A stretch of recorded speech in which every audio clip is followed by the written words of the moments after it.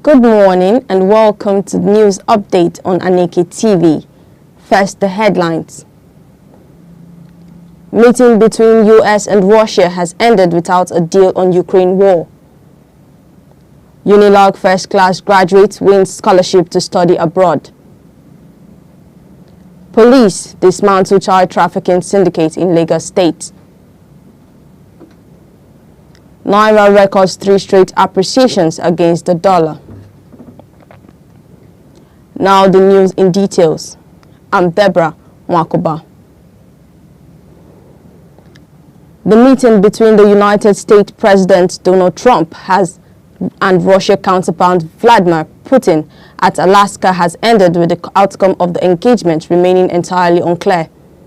After the meeting for nearly 3 hours, the two men emerged to proclaim progress, but they exited their scheduled news conference without explaining what exactly they have achieved. One thing that was evident, there was no deal made, and the ceasefire President Trump said he wanted in place when the summit ended was far from becoming a reality, as he increasingly put the onus on Ukraine President Volodymyr Zelensky to make a deal. Meanwhile, just as the presidents were greeting each other on the Lemdorf Air Force Base tarmac, alerts went out in Ukraine about incoming Russian drones and aircraft.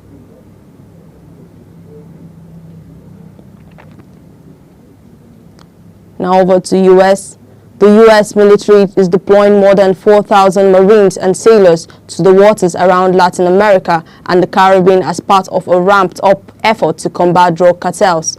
According to the U.S. Defense Office, the deployment of the Iwo Jima Amphibious Ready Group and the 22nd Marine Expeditionary Unit to U.S. Southern Command is part of a broader repositioning of military assets to Southcom area of responsibility that has been underway over the last 3 weeks.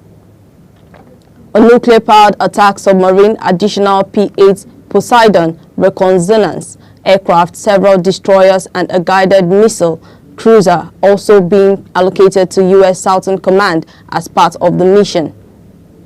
The show of force will give the president a broad range of military options should he want to target drug cartels. In the meantime, Washington, D.C. is suing the federal government over its takeover of the police force after U.S. Attorney General Pam Bondi named the head of the Drug Enforcement Administration as the District Emergency Police Commissioner. The city's Attorney General Brian Schwab wrote on X that the U.S. government had illegally declared a takeover of the Metropolitan Police Department and was abusing its temporary limited authority under the law.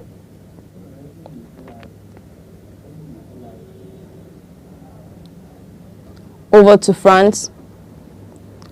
French President Emmanuel Macron has pledged that no efforts will be spared to track down and prosecute unknown attackers who chopped down an olive tree planted in homage to a French Jew murdered in 2006. The commemorative tree for Ayaan Halimi, planted 14 years ago in the northern Paris suburb of Épinay-sur-Seine, was felled with a chainsaw. The town posted a photo on its Facebook page showing the tree's leafy bushy top completely severed from its base, leaving just the stump poking from the ground. To some stories from Africa. South Africa's Army Chief General Rudzani Mafwanya has been criticized after he reportedly pledged military and political support in Iran during a recent visit to the country. Members of South Africa's governing coalition have accused General Mafwanya of reckless grandstanding, while President Cyril Ramaphosa confirmed he would meet the general to discuss his ill-advised trip.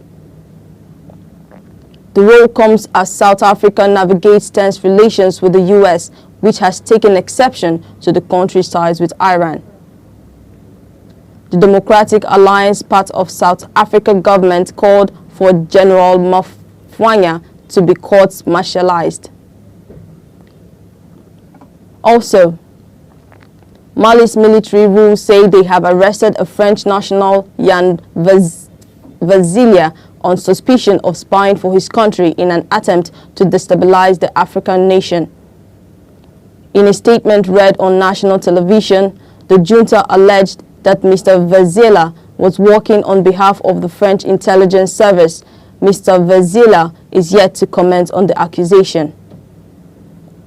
France, Mali's former colonial ruler, is also yet to comment on the man's arrest and allegations of destabilization. His picture was also broadcast alongside those of a number of army generals arrested recently for allegedly planning to overthrow the military government. The West African nation has been gripped by a security crisis followed by an Islamist insurgence since 2012. One of the reasons given for the military takeover, but attacks by jihadist groups have continued and even increased. Back home, Samuel Badekale, the University of Lagos graduate who was widely celebrated for completing a Bachelor of Science in Cell Biology and Genetics with a perfect CGPA of 5.0, has been awarded the prestigious Erasmus Mundus Joint Masters in Biomembrane Scholarship. The 2023/2024 overall Best Graduating Student and Best in Sciences was the only Nigerian and West African recipient of the highly competitive award.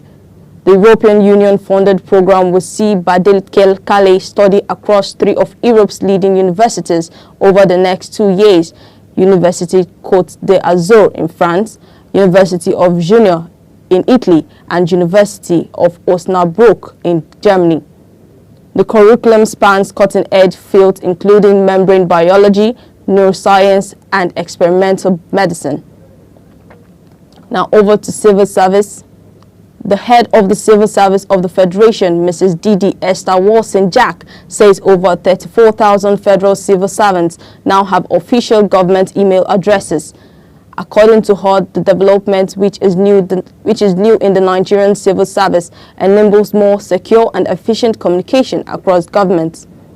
She also said that Nigerians are beginning to believe in the civil service again, adding that this renewed public trust is priceless. Speaking on human resource management and financial accountability within the civil service, Mrs. Wilson-Jack said that the issue in the integrated payroll and personnel information system will continue to be addressed to enhance payroll integrity and efficiency. Also, the Nigerian Correctional Service has warned that officers found negligent in their duties will face sanctions. The warning is coming on the heels of a series of jailbreaks that have rocked custodial centers across the country. The Controller General of the Correction, Mr. Sylvester Nwakuche, attributed the jailbreaks to the lackadaisical attitude of some of the officers, warning that negligence would no longer be tolerated.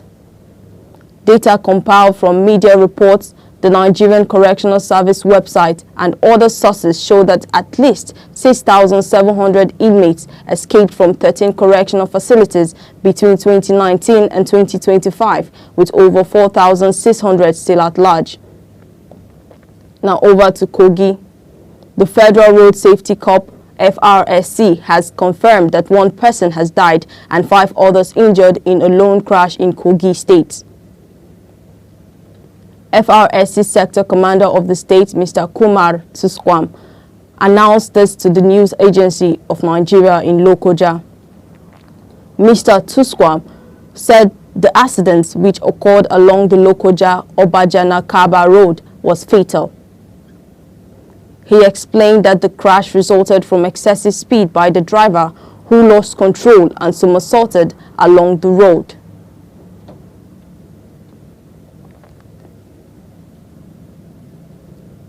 In the meantime, some unknown gunmen have reportedly attacked some residents of Ayede Obese community in Akure North local government area of Ondo State.